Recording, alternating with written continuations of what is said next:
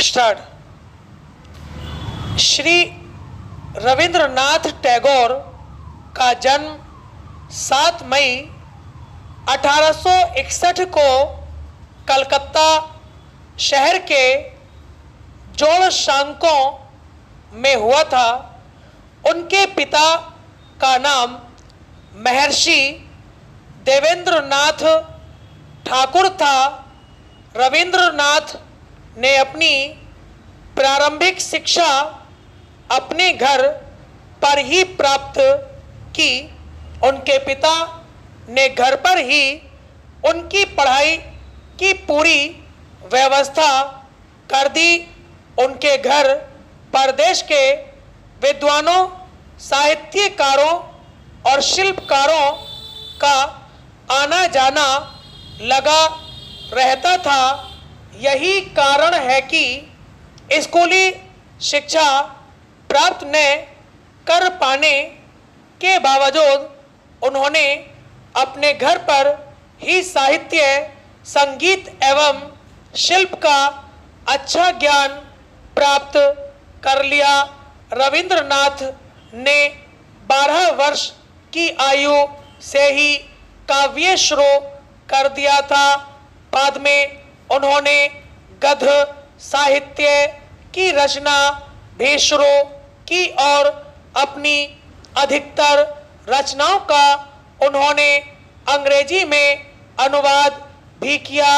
अपनी प्रसिद्ध काव्य पुस्तक गीतांजलि के अंग्रेजी अनुवाद के लिए उन्हें वर्ष 1913 में साहित्य का नोबेल पुरस्कार प्राप्त हुआ और वे यह पुरस्कार प्राप्त करने वाले केवल भारत ही नहीं बल्कि एशिया के भी प्रथम व्यक्ति बने।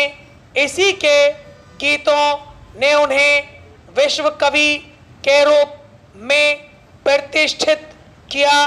भारत के राष्ट्रगान, बांग्लादेश के राष्ट्रगान के रचयिता रविंद्रनाथ टैगोर ही हैं।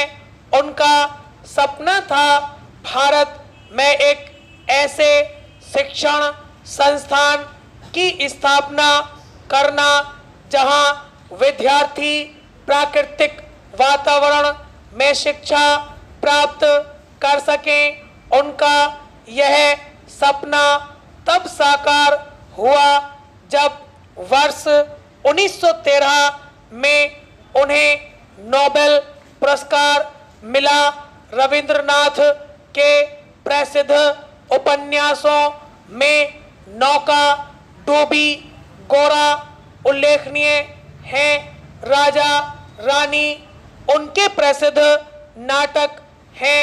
इनमें उनकी नाट्य प्रतिभा अपनी पूरी शक्ति के साथ प्रकट हुई है।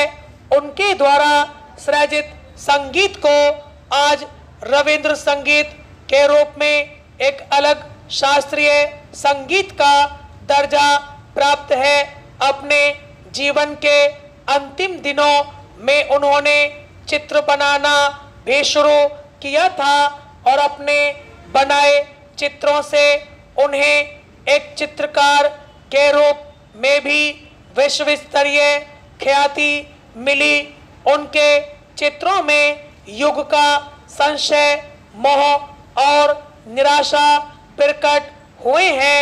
जब देश अपनी स्वतंत्रता के लिए ब्रिटिश सरकार से संघर्ष कर रहा था तब अपने सृजन से उन्होंने इस संघर्ष में अपना योगदान दिया। रविंद्रनाथ ने साहित्य, संगीत, शिल्प, शिक्षा हर क्षेत्र में अपना बहुमूल्य योगदान दिया। उनकी मृत्यु 7 अगस्त 1941 को हुई। उनके निधन पर महात्मा गांधी ने कहा था, आज भारत के रवि का अस्त हो गया। अपने जीवन काल में टैगोर ने साहित्य जगत को इतनी विशाल संपदा दी कि उस पर अधिकार होना सबके लिए संभव नहीं है। उनके गीतों में जीवन का अमर संदेश है, प्रेरणा है और ऐसी पूर्णता है जो हृदय के सब अभावों को दूर करने में सक्षम है। उनके गीत मनुष्य की आत्मा को आवेशों की लहरों में डूबने के लिए नहीं छोड़ देते, बल्कि उसे उन लहरों से खेलते हुए पार उतर जाने की शक्ति देते हैं। स्टॉप।